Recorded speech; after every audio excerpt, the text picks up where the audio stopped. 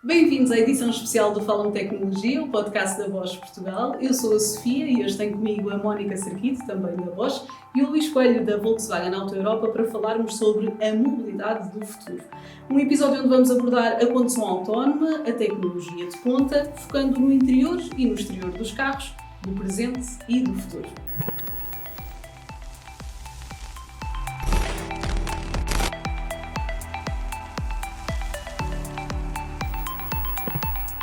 Mónica, vou se calhar começar por ti para pedir que nos expliques o que é isto da condução autónoma, os diferentes patamares para chegarmos àquilo que consideramos a condução do futuro também. Pronto, então, a condução autónoma é assim, temos que separar duas coisas, entre condução autónoma e veículo autónomo. A condução autónoma implica mais do que termos um carro equipado com sensores que consiga navegar sozinho. Ou seja, a condução autónoma implica também algumas mudanças na infraestrutura das nossas cidades e por isso é que também já há muitos investimentos na questão dos smart cities para fazer comunicações entre carros, cidades, pessoas, carros com carros. E focando agora mais aquilo que nós chamamos de condução autónoma, que é os nossos carrinhos. Um veículo autónomo é um carro que é capaz de identificar o que está à sua volta, tal como nós, usamos o cérebro, os nossos olhos, os ouvidos e tudo para identificarmos o ambiente. O carro está equipado com sensores e esse carro consegue fazer exatamente essa identificação através de modelos de software, através de uma layer que nós chamamos de uma layer de percepção, que não é mais que um identificador de cenários, de objetos, e o carro recebe também algumas informações a nível de GPS e assim sendo ele consegue fazer o planning e tem atuadores que permitem que o carro vá andando e nos levem de um ponto A a um ponto B. E em que fase é que estamos agora? Porque há diferentes níveis também de condução autónoma. Em que fase é que estamos agora? Nós, neste momento, o mundo está assim um bocado disperso, digamos assim, em termos deste tipo de fases, porque se nós olharmos só para o nosso Central Europa, nós só podemos ter carros de condução nível 3. Os níveis vão do nível 0 até o nível 5. O nível 0, lá está, é onde nós fazemos tudo automático, né? Os carros de 2000, né? Abrimos os vidros, metemos as mudanças, não há nada cá automatizado. Depois temos o nível 1 em que já começamos a ter o cruise control, que nos ajuda tipo, nas autoestradas e que já controla o carro. Depois temos um nível 2 que é o tão falado e temos, pronto, aqui em especial, que toda a gente conhece o sistema autopilot da Tesla, não é? Não vale a pena estarmos aqui com coisas. E ele permite, por exemplo, uns carros que tenham um adaptativo, cruise control, um lane marking, ou seja, que obriga o carro a ir dentro de umas certas marcas. Da via, por exemplo, um carro que já identifica sinais, como é o meu carro. Isso são carros de nível 2. E depois na Europa já temos carros de nível 3, que é o exemplo da Mercedes e do Audi. E estes carros já são capazes de fazer um bocadinho mais. Em vez de fazer tarefas individuais, eles já são capazes em certos cenários específicos, como por exemplo condução dentro da autoestrada ou uma condução dentro de um cenário que o carro já conhece, por exemplo dentro de uma aldeia ou de uma vila. Ele já consegue praticamente atuar sozinho sem a nossa intervenção. Mas, por exemplo, se olharmos a um global do mundo, já temos robotáxis nível 4, por exemplo, em San Diego, Las Vegas, Chicago, também em Beijing, na parte da Ásia, que nós basicamente é como temos uma aplicação do Uber. Carregamos, selecionamos para onde queremos ir, o carro desbloqueia, nós entramos, ele vai sozinho e nós vemos tipo o volante a mexer e o carro a levar-nos... Sem condutor. Sem condutor, exato. Nós vamos na parte de trás e só fazemos start e o carro vai sozinho e toma as decisões por nós. E o nível 5, qual será? O nível 5 será a parte onde nós não temos que fazer nada. É só mesmo fazer o start e o carro leva-nos onde queremos e nós não é suposto, idealmente no nível 5 é totalmente o shutdown. É o mind off, eyes off, tudo off no nosso sistema e é só desfrutarmos da... Já existe algum país? Há um carro neste momento, ou uma marca, que é a Lexus, com o modelo 2034, se não estou em erro, que está a tentar fazer um protótipo para esse nível 5, mas no mundo ainda não, porque isto também tem outras implicações, nomeadamente implicações éticas e de legislação que não estão completamente fechadas e também é por isso que nós temos aqui um bocado de restrições. Mas se nós olharmos, por exemplo, para Portugal, nós temos aqui em Oeiras um sistema de nível 4 a funcionar, portanto, já um sistema protótipo, já estamos aqui à frente e já temos em Portugal. Luís é responsável pela Pilot Plant da Volkswagen Europa, onde são produzidos alguns dos modelos da marca, não estão à frente neste sentido. Mas também tem notado este salto tecnológico na condução nos últimos anos? Sem dúvida. Nos últimos anos e desde 2015, naquilo que nos afeta a nós, com a implementação do facelift da Xiaomi, nós implementámos muitos sistemas de assistência à condução, nomeadamente o radar adaptativo para controlar a distância ao veículo da frente, o Lane Assist, todos esses devices do estacionamento automático, que são devices de nível 2 também eles. Mas, quer dizer, a tecnologia estava claramente e está claramente à frente da própria legislação, como a Mónica disse muito bem. Na Volkswagen existem, claro, estudos também para nível 5, há de resto um piloto que está a correr, e o nível 5 transporta-nos realmente para uma realidade diferente, em que o automóvel deixa de ser um objeto que se conduz e passa a ser um meio de transporte de A para B, em que a pessoa desliga completamente e é transportada, podendo aproveitar esse tempo de transporte para outras atividades, não é? E, portanto, tornar como mais-valia esse tempo de transporte, que em caso de trânsito extremo, como temos aqui nas nossas cidades, é um tempo desaproveitado. Vamos, se calhar, já explorar ou desvendar um bocadinho sobre esse modelo, porque o Luís está a falar, é o recém-anunciado Gentravel da Volkswagen, o 100% elétrico. Correto. E, na verdade, sem volante, sem pedais, Correto, portanto, é um carro. É um nível 5, claramente, e aí o carro deixa de ser um objeto que se adquire e passa a ser um serviço. Portanto, é o consumir de um serviço. A pessoa precisa de fazer uma viagem de A para B e utiliza este serviço para viajar, por exemplo, de noite e confortavelmente dentro da viatura descansa durante a noite como se estivesse em sua própria casa.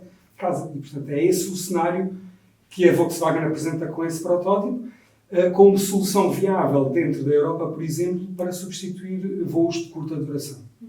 Okay. Mas há também desafios, não é? Embora tudo isto pareça uma grande oportunidade. Muitíssimos. Um carro sem volante e sem pedais. Porque, desde logo, implica toda uma infraestrutura que neste momento não está instalada, não é? O 5G vai trazer vai trazer os primeiros passos, os primeiros, tijolos nesta escadinha para montarmos essa infraestrutura, mas ainda estamos muito longe disso, porque toda uma rede tem que ser instalada nas cidades para que o automóvel saiba exatamente onde é que está e se possa deslocar por meios próprios. Não estaremos a deixar o volante e os pedais, pegando neste modelo, para nos distrairmos depois com outras coisas? A nível de segurança, Mónica? A nível de segurança eu acho que não é? Porque toda a gente sabe que há muitos acidentes que são provocados pela nossa falta, não é? de atenção, não é? Ou porque vamos muito depressa, ou porque olhamos ao telemóvel, ou porque não damos um pisca, ou não é? Por causa destas situações corriqueiras do dia-a-dia, não é? Vamos distraídos com as nossas tarefas e ao mesmo tempo a conduzir, quem nunca, e acabamos por incorrer em acidentes.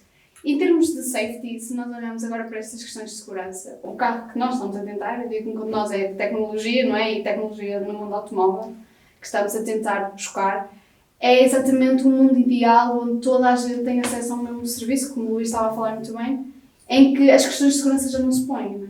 Porque é um robô que nós literalmente programamos e que faz exatamente, executa uma tarefa. Normalmente um computador, claro, um sistema eletrónico falha, como qualquer outro sistema, mas o nível de falha que ele tem é bastante reduzido se nós compararmos connosco humanos, não é? E, portanto, em termos de segurança, vai exigir que nós trabalhemos em tópicos como a cibersegurança, não é? Porque o carro não pode ser hackeado, nós não podemos aceder ao carro, não é? Ninguém pode aceder ao carro. Mesmo a própria cidade vai ter que ter uma infraestrutura do tipo o cloud ou uma infraestrutura de networking em rede que permita também acumular os dados que estão a ser recolhidos por todos os carros e por todos os sensores que vamos ter. E isso também obriga a termos uma questão de segurança redobrada que, na minha opinião, eu acho que vai melhorar significativamente e não vamos estar distraídos e a descuidar a segurança. Mas se vemos filmes sobre os carros do futuro, que começam a ser cada vez mais do presente, também vemos filmes em que os computadores nos ultrapassam em termos de segurança e que pode haver um bocadinho esse risco, não é? Daí eu estava a perguntar se mesmo em termos de segurança será altamente fiável daqui a uns anos. Sim, daqui a uns anos sim. Eu acho que aquilo que se tenta fazer sempre é primeiro a segurança antes da tecnologia ser implementada. Até porque ela não pode passar por uma fase de massa, digamos assim, de interação connosco. Não é? Uma coisa é a interação dentro das próprias empresas e com os testes e com as pessoas que estão a fazer o desenvolvimento. E outra coisa é quando tentamos passar para um protótipo que já anda num meio comum a todos. Aí a questão de seguranças são extremamente levadas a sério. e tem que cumprir certos requisitos também estabelecidos pela legislação para não falharmos nessas questões. Falando ainda da segurança do passageiro e não indo tão à frente, a verdade é que já existem muitos sistemas, até desenvolvidos pela Bosch e adaptados aos carros, que têm em conta a segurança do passageiro. Sim. Às vezes alguns tipos de aviso, Sim. algum tipo de perfil que podemos traçar, não é? Que tipos Sim. de tecnologia? Nós já temos umas tecnologias que estão em desenvolvimento e que já estão numa fase bastante avançada de implementação, algumas já implementadas em veículos, em que eles já fazem o reconhecimento de se o condutor está mais cansado, ou então eles já dão os alertas. Por exemplo, se em caso de acidente e o condutor ou alguém do carro está danificado, ele já emite chamadas para uma central para chamar a emergência. Também temos, por exemplo, nesta questão dos carros autónomos, o funcionar como um serviço, por exemplo, um robotáxi. Temos que assegurar que dentro do robotáxi ninguém anda à chapada, não é? Não há sinais de violência, ou que se esqueceram da mochila e temos que lançar um alerta. Neste sentido, também já temos uma tecnologia bastante avançada que faz, através de algoritmos de inteligência artificial, o reconhecimento destas situações e que emite um alerta, quer, por exemplo, se houver alguma situação desagradável dentro do carro para chamar alguém de segurança para agir, ou se houver uma emergência também para atuar os serviços de emergência para fazer este socorro e assegurar sempre a condução e a segurança, principalmente nossa, não é? E é também em Braga que são desenvolvidos alguns dos sensores que mais ajudam neste sentido, os considerados olhos do carro. Que tipo de sensores e como é que funcionam na prática estes sensores que a Bosch desenvolve? Então, nós temos bastantes sensores e diferentes aplicações. Uns sensores mais focados para o exterior do carro, que é para ele saber o que é que está a ver, retirar a informação. E nós em Braga temos, neste momento, 3, e um que é bastante famoso e polémico, que é o LIDAR. Temos o LIDAR, o radar e as câmaras também. Então, o LIDAR, por exemplo, olhando mais aqui, puxando para o tópico do mais polémico, o LIDAR, ele é basicamente um sensor que é um sensor ativo. Ele tem uma fonte de luz e assim de uma forma mais grossa para toda a gente perceber. Basicamente ele tem um laser interno e esse laser emite uma luz para o exterior, que depois é feita através de um mecanismo de varrimento, é feita a varrer numa certa área. E essa luz depois é refletida de volta para o objeto em que ele toca e nós conseguimos calcular a distância do nosso carro ao objeto. Também dependendo da tecnologia que se usa e que está implementada no sensor, podemos também estimar a velocidade e se o carro está... E falamos de uma visão 360 graus. Falamos de uma visão 360, mas à custa da implementação de vários sensores do mesmo tipo, no caso da nossa tecnologia. E também, além disso, ele dá-nos tipo uma espécie de uma representação 3D, ou aquilo que nós chamamos de uma point cloud, que é uma nuvem de pontos, onde nós conseguimos fazer pontinhos das pessoas, por exemplo, né? E vemos lá a forma das pessoas e depois o algoritmo vai dizer, olha, tens uma pessoa a 200 metros que está a passar a passadeira. Então depois o carro usa essa informação, não é? O que ele vai dizer é, ok, está ali uma pessoa e depois isto entra numa layer nova de software e vai dizer, ok, aquela pessoa está em movimento e está a passar a passadeira, então nós temos de ter cuidado. Existem depois outras tecnologias que vão permitir inclusive o carro travar ou eventualmente agir perante essa situação. Isso já é um cenário de um veículo autónomo, porque a informação que vem também, por exemplo, do radar, que também vai dar uma informação de distância e velocidade bastante precisa, assim como depois as câmaras, que também vão ver o meio envolvente, e depois esta informação entra numa espécie, imaginamos um conjunto de linhas sobrepostas. Portanto, a primeira linha é os sensores que vão emitir, depois aquela informação do output entra numa segunda linha, onde é tudo combinado, e depois, no final dessa combinação, entra noutra linha que vai dizer, ok, tu queres andar, tu estás no centro de Lisboa, digamos assim, né? Já que estamos aqui em Lisboa, nós estamos no centro de Lisboa, e tu queres ir para o centro da Costa da Caparica.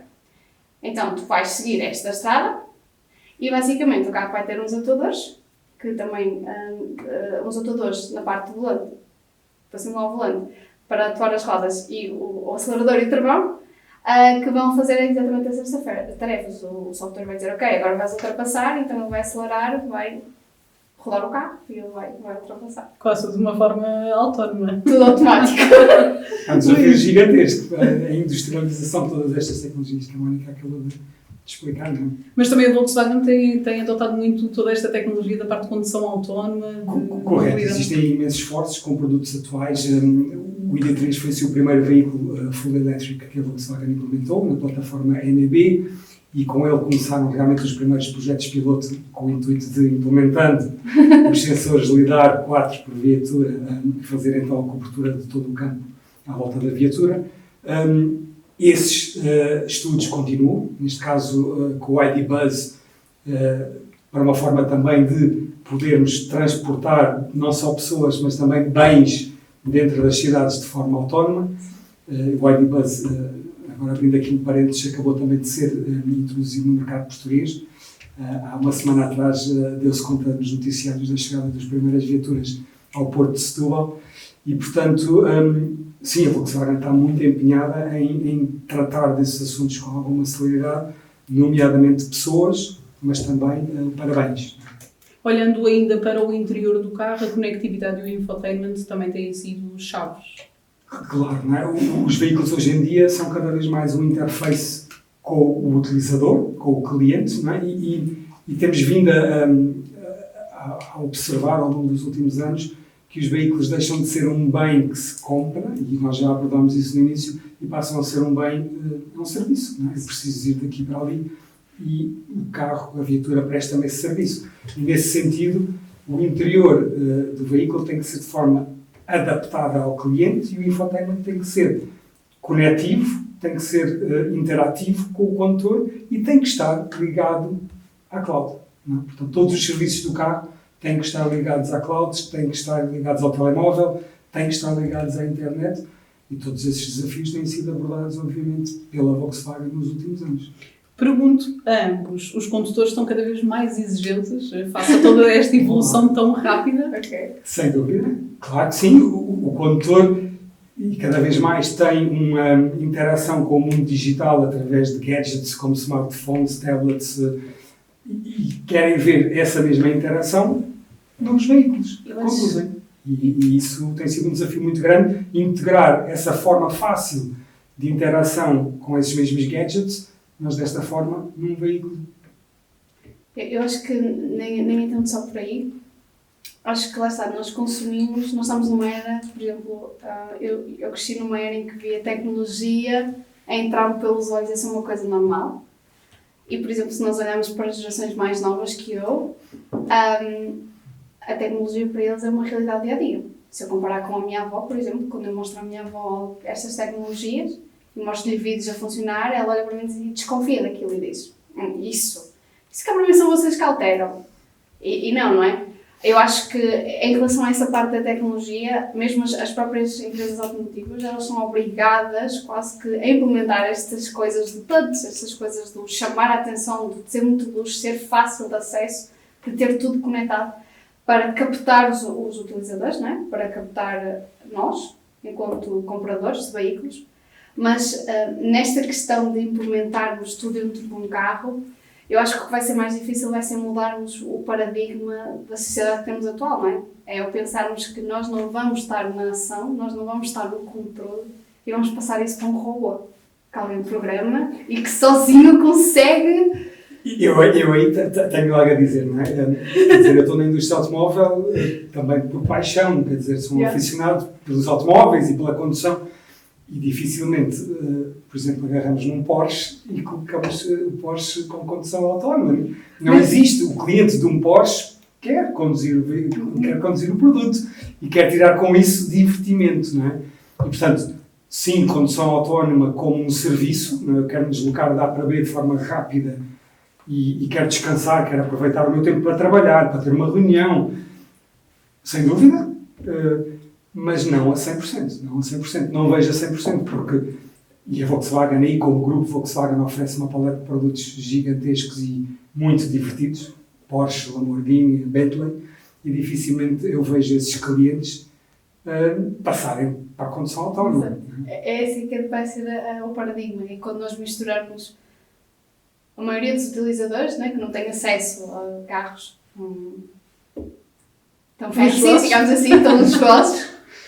E tínhamos que criar este cenário misto, não é? Como é que nós vamos lidar com a situação mista, onde temos carros que são controlados por pessoas, que têm comportamentos completamente random. Exatamente, são completamente, nós não conseguimos prever o que é que eles vão fazer, com carros que estão ensinados e que conseguem prever o que o outro vai fazer. Eu acho que aí vai ser muito complementando o que estás a dizer, não é? A implementação de um sistema de quinto nível implica que os carros comuniquem entre si. Sim. E comuniquem com a infraestrutura à sua volta, não é? Como semáforos, como whatever. Sim. E depois a imprevisibilidade de outros utilizadores que não estão a ser controlados, não é? E claro, esse é um desafio ainda maior para a implementação desses sistemas. E pergunto por outro. O outro lado da moeda também face aos desafios. Custos de desenvolvimento. Os custos neste momento são elevados, dependendo do sensor que estivemos a falar, porque há coisas que têm que ser bastante específicas para o tipo de utilização. Por exemplo, o criar um sistema ou por exemplo, uma transportação de bens. A exigência do nível mesmo em teste é diferente para um robotáxi. Um robotáxi vai com humanos, a exigência de segurança são totalmente diferentes. E isto traz o custo à tecnologia, mas se olhamos a cada um dos sensores, há sensores que precisam neste momento de componentes bastante específicos, que mesmo o próprio mercado desses componentes, por exemplo, por exemplo o caso dos semicondutores, sensores de imagem, câmaras, nós aqui temos câmaras, não é? Temos câmaras há muitos anos, mas para fazermos certas recolhas nós precisamos de uns sensores específicos. O facto de também termos que desenvolver essa parte num ramp-up inicial, que é aquilo que nós estamos neste momento, aqui numa fase L4, L5, traz custos muito acrescidos. Se me perguntas, no futuro, se eu acho que os custos vão ser assim tão refletidos para nós enquanto utilizadores, não é? Porque isso é como quando nós vemos um carro de luxo, não é? Que recebe a primeira tecnologia de ponta, não é? E quando, por exemplo, agora aqui no caso da tecnologia da L3, olhamos para o Mercedes que recebeu agora essa tecnologia e que vai fazer todo esse nível sozinho, é um carro que custa bastante dinheiro, é a classe S da Mercedes. Mas daqui a uns anos, não é? Daqui a 2 ou 3 anos, isso já está cá abaixo. Portanto, exato, quando chegar cá abaixo, a tecnologia já está outra vez a preço acessível de toda a gente. Eu diria, também complementando aquilo que tu acabaste de dizer, eu diria mesmo que o custo superior está na infraestrutura. Sim. E não no produto de veículo. Yeah. Porque, e sim, a preparação das cidades e da conectividade com semáforos, com toda a infraestrutura de suporte, esse sim seria o grande desafio. Então, na ótica de um construtor ou de uma fábrica, como a Volkswagen Auto Europa, não se vai refletir no custo, nos bolsos dos contribuintes e dos condutores? Não, foi aquilo que a Mónica acabou de dizer, não é? Porque a experiência com as novas tecnologias é essa mesmo. Ela acaba por começar por entrar na industrialização com veículos de topo, que sim, esses sim têm um custo acrescido no início, mas depois há todo um cascatear e acaba por chegar aos veículos de entry, não é? Sim. E, portanto, quando a tecnologia estiver madura, eu penso que o preço para o consumidor será o preço de uma viatura aos dias de hoje. Agora, olhamos a realidade de Portugal. Por exemplo, se olhamos a uma realidade em que temos que montar dentro da cidade diferentes sensores, diferentes níveis de cibersegurança, temos um país todo coberto com internet ultra rápida, temos uma cloud super XPTO, claro que isso vai ser extremamente complicado.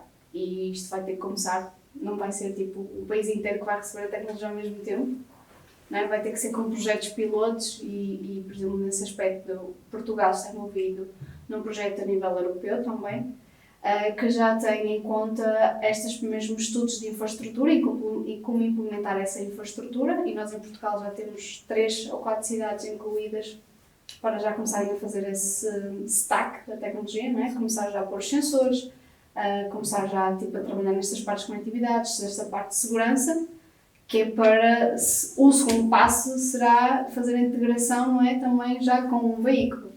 Aquela questão de, por exemplo, que o Luís referiu há pouco dos veículos falarem entre si, por exemplo, nós na Bosch já temos e também em Braga temos esse desenvolvimento e que já está numa fase bastante avançada, portanto já há provas reais da tecnologia implementada e testes. E depois lá está, isso terá que ser tudo transposto daqui para essas mesmas cidades, para depois tentar também encontrar quais são os pontos de falha para desenvolver. Mas se nós quisermos ver uma cidade desse tipo, basta irmos ao Google ou irmos ao YouTube e colocarmos Chicago, por exemplo, ou Miami, ou Beijing, e nós já vemos as caixinhas nos postos laterais luminosos, já vemos tipo uma sala de controle, não é? Porque depois tudo isto tem que ter um controle. Já vemos os autocarros, e eu acho que eles lá, por exemplo, curiosamente na Ásia, fazem uma coisa bastante... Acho que é bastante fixe para quem está a ver, não é? E para quem vai utilizar a primeira vez a tecnologia. Porque eles têm uns ecrãs onde eles mostram o que é que, por exemplo, no carro dos autocarros, que eles já têm autocarros experimentados, eles mostram o que é que o autocarro está a ver e o que é que o autocarro está a pensar fazer. E acho que isso também é uma forma simples para todos, não é? Tentar perceber que realmente aquilo é seguro e eles já utilizam aquilo como um bem do dia-a-dia. Outro tema relacionado com isto que acabaste de dizer era, portanto, a implementação de inteligência artificial nos veículos. Sim. Porque uma coisa é a recolha de dados através de sensores, câmaras, whatever. Outra coisa é o processamento desses mesmos dados numa ótica de tomada de decisão. O veículo passa a decidir em função de todos os inputs que tem dos seus sensores, não é? E esse é, com certeza, um passo também a seguir apertado para a implementação do nível 5. Eu perguntava, por último, se algum dia vamos chegar a ver os tão famosos vistos em filmes carros voadores. E pergunto isto porque houve há pouco tempo um primeiro voo real no Dubai de um veículo chinês que de facto exatamente, que fez este primeiro voo. Portanto, eu perguntaria por último se algum dia vamos ver estes carros voadores. Bom, já não vimos, necessariamente já é nós, real, não é? Já é real, já existe. Já existe há algum tempo, drones na China já foram feitos testes de drones de transporte de pessoas. Quer dizer, é uma realidade. Se vai ser industrializada, não parece. Não sei. Também, pelo menos não nas nossas gerações, não é? Não no futuro próximo. Exato. Eu espero na minha sugestão ver pelo menos uma cidade em Portugal com carros autónomos. É isso que eu espero. Portanto, sendo que eu já tenho 30, se olharmos e acrescentamos mais uns 30, já vou para os 60, eu acho que não vou chegar a ver os carros voadores. Ou pelo menos vemos estes protótipos, estes voos. Já existem. Pelo menos isso. Bom, Mónica, Luís, obrigada pela vossa disponibilidade. A nossa conversa vai ter de ficar por aqui, embora seja um tópico com bastante interesse. O episódio de hoje fica então por aqui. Passem pelas nossas redes sociais, Facebook, LinkedIn e Instagram. Venham ouvir falar da tecnologia que está a mudar a vida das pessoas.